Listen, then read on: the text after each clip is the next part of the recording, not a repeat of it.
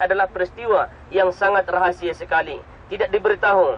Setelah itu Rasulullah SAW menugaskan kepada Imam Ali supaya tidur di tempat tidurnya, dan Rasulullah keluar dari rumahnya sementara orang-orang kafir Quraisy telah mengepung rumah Rasulullah SAW. Akhirnya beliau membacakan surah Yasin, ayat yang pertama sampai ayat yang ke-9. Wa ja'alna min baini aydihim sadda wa min khalfihim sadda faghshaynahum fahum la yubsirun. Rasulullah SAW mengambil pasir dan meletakkan pasir di atas kepala orang-orang kafir Quraisy. Mereka sudah tertidur, mereka sudah ngantuk, tak tahu dan tak sadarkan diri kalau Rasulullah SAW telah keluar dari rumahnya menuju ke rumah Abu Bakar As-Siddiq. Saat-saat seperti ini, apa yang membuatmu datang ya Rasulullah? Akhirnya Rasulullah SAW menjawab, Ya Abu Bakrin, qad adina li bil hijrah, telah diizinkan bagiku untuk berhijrah. Akhirnya Abu Bakar menjawab, As-suhbah ya Rasulullah, apakah aku yang akan menyertai perjalananmu ini ya Rasulullah? Akhirnya Rasulullah pun menjawab, As-suhbah ya Abu Bakrin, memang engkaulah yang menjadi sahabat bagiku di perjalanan ini. Akhirnya Abu Bakar radhiyallahu anhu menangis dan sangat menangis, menyucurkan air mata. Rupa-rupanya dia menangis bukan karena bersedih, akan tetapi tangisannya karena gembira. Li syiddatil farah, karena bersangatan gembira. Dialah yang dipilih oleh Allah Subhanahu wa taala, Rasulullah sallallahu alaihi wasallam. Akhirnya setelah itu, setelah semua dipersiapkan, barulah Rasulullah sallallahu alaihi wasallam dengan Abu Bakar menuju tempat berhijrah.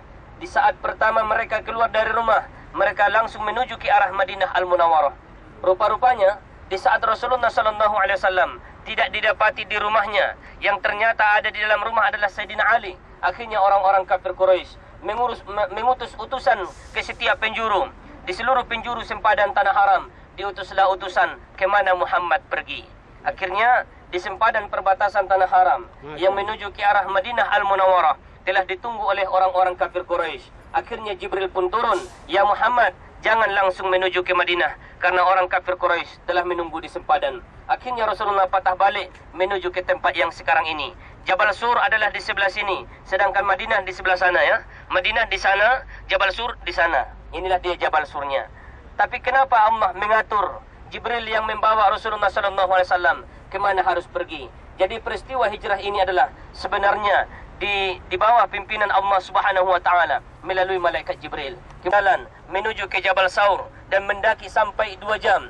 Setelah sampai di Jabal Saur, Abu Bakar yang mula masuk ke dalam gua, bukan Rasulullah. Yang mula masuk ke dalam gua adalah Abu Bakar As-Siddiq radhiyallahu anhu.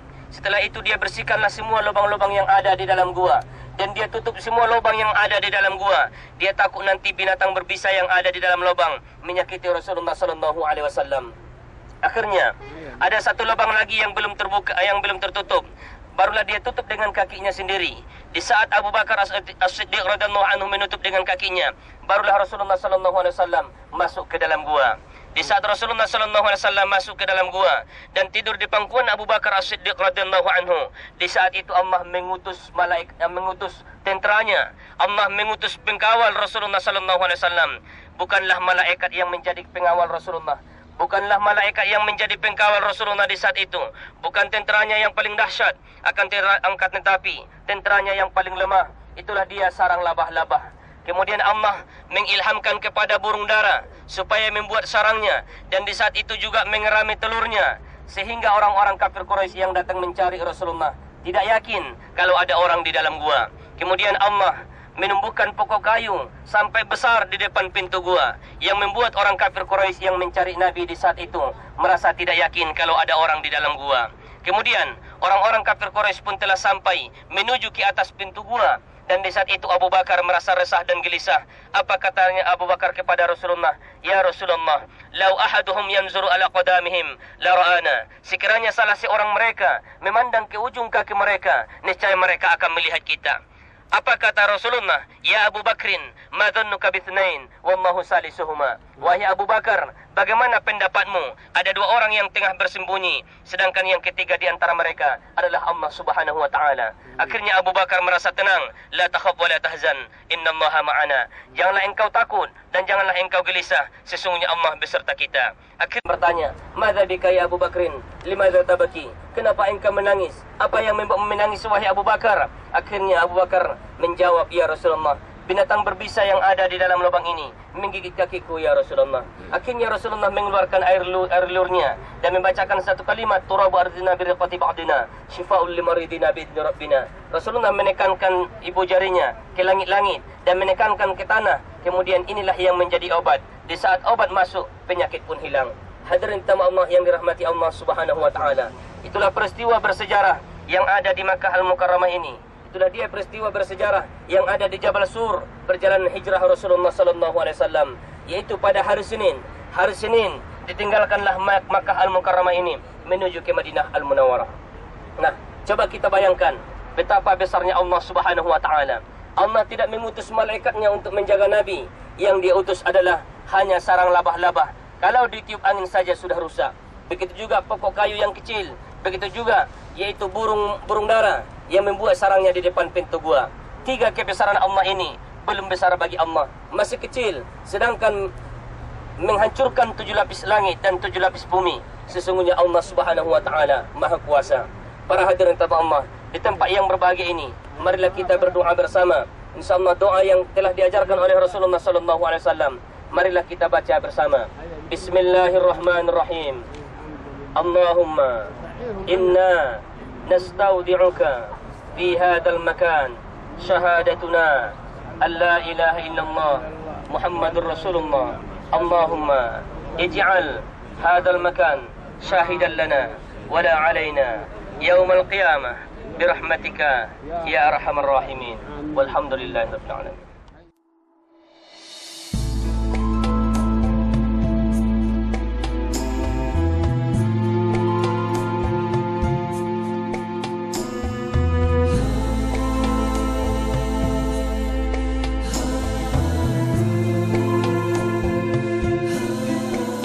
Pujian Tuhan kepada semua insan adalah kehidupan ini. Yang baik menjadi tuntutan, yang buruk dijauhkan.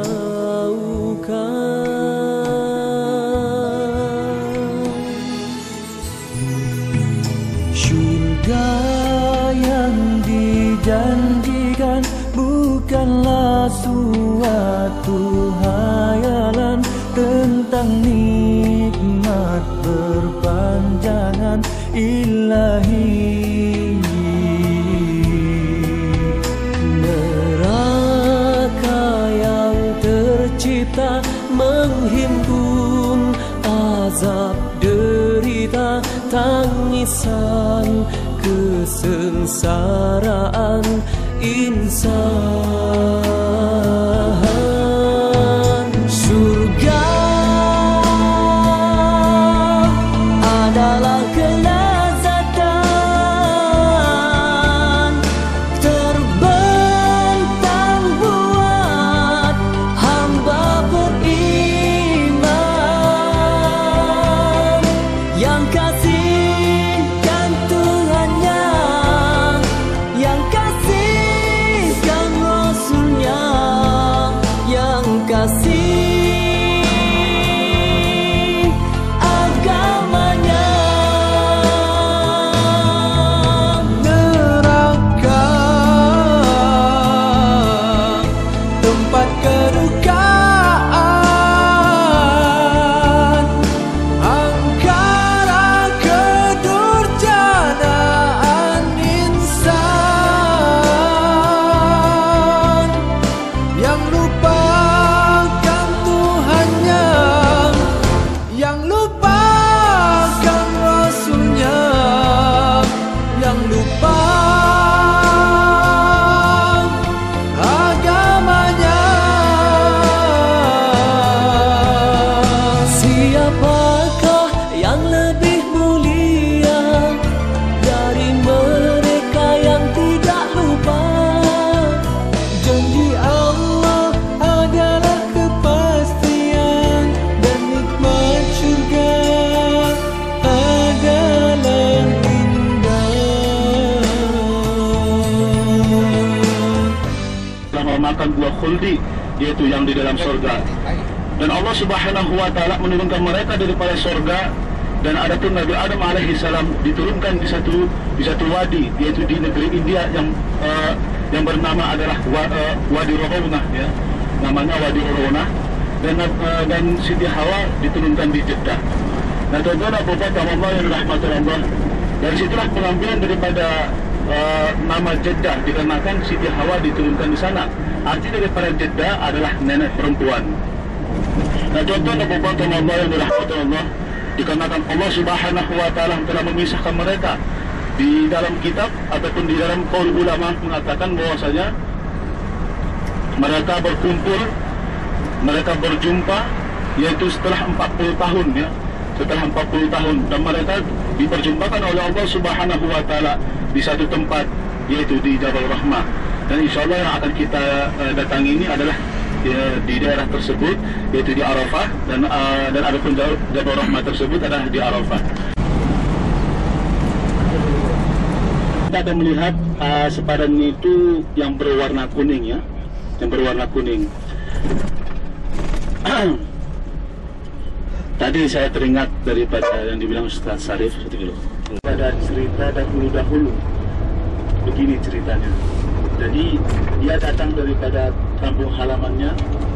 Dia adalah seorang ustaz dan dia membawa istrinya yang tercinta. Walaupun haji, wajibul haji semuanya selesai, di dalam masanya mereka pulang ke kampung. Sampai ke kampung, sang suami menikah lagi. Masya Allah, datang sang istri, merasa kesal, saya tidak mau dimadu, katanya. Ya. Datang sang suami, saya tidak ada salah apa-apa. Di daerah daripada Arafah. Jadi daerah sinilah yang diambil daripada tanah penciptaan Nabi Adam alaihissalam.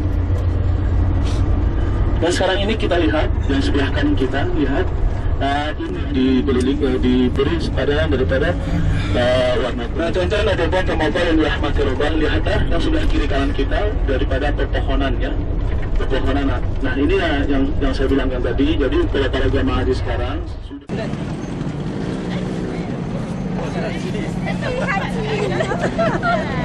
Assalamualaikum warahmatullahi wabarakatuh. Alhamdulillahirabbil alamin, wahdahu wassalatu wassalamu ala asrafil anbiya'il mursalin, Imamul Muttaqin, Sayyidul Ghurril Muhajjalin, wa ala alihi wa sahbihi wa sallam ajma'in. Para hadirin tetamu Allah yang dirahmati Allah Subhanahu wa taala. Alhamdulillah kita telah sampai di padang Arafah. Rasulullah sallallahu alaihi wasallam mengatakan al-hajju bi Arafah. Haji itu adalah di padang Arafah. Puncaknya haji adalah di padang Arafah. Tidak sah haji seseorang kalau dia tidak pergi ke padang Arafah. Dan padang Arafah ini disebutkan juga dengan Jabal Ad-Du'a, tempat ataupun bukit tempat kita berdoa. Rugilah orang-orang yang tidak berdoa di sini, dan menyesallah orang-orang yang tidak menitiskan air mata di padang Arafah. Di padang Arafah ini semua tetamu Allah yang datang daripada penjuru seluruh dunia, yang telah dipanggil oleh Nabi Ibrahim alaihissalam, sebagaimana yang dilambai oleh Nabi Ibrahim alaihissalam, diperintahkan Allah di dalam Al-Quran, wa'adzin fin nasi bil hajji yatuka rijala wa ala kulli damir yatina min kulli fajjin amik. Wahai Ibrahim, panggillah manusia. Sehingga Nabi Ibrahim alaihissalam melambai manusia. Orang-orang yang mula pertama datang untuk menunaikan ibadah haji adalah daripada arah timur. Inilah yang tersebut dalam surah Al-Hajj ayat 27. Wa'adzin fin nasi bil hajji yatuka rijala wa ala kulli damirin yatina min kulli fajjin amik.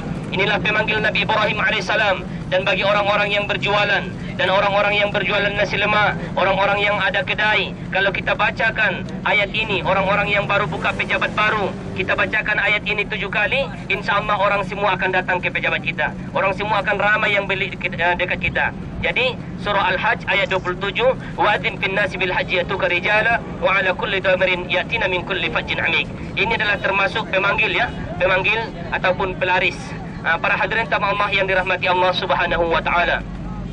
Setelah tetamu Allah Subhanahu wa taala, para hamba Allah yang datang daripada jauh memenuhi panggilan Allah Subhanahu wa taala, datang untuk berbaiat sehingga mereka dikumpulkan di padang mahsyar. Inilah miniatur padang mahsyar. Padang Arafah ini adalah perumpamaan padang mahsyar karena dikumpulkan di sini segala jenis manusia yang tua dan yang muda, yang raja dan rakyat jelata, semuanya dikumpulkan oleh Allah Subhanahu wa taala, meminta kepada Allah Subhanahu wa taala, meminta kepada Tuhan yang sama. Di saat itulah Allah Subhanahu wa taala berbangga-bangga terhadap malaikatnya, dan Allah mengatakan kepada malaikatnya, ya malaikati, unzuru ila ibadi, ja'u min kulli fajjin amik, gubran su'sa, yas'alunani wa lam yaruni, wasta'idunani wa lam yaruni. Wahai sekalian malaikat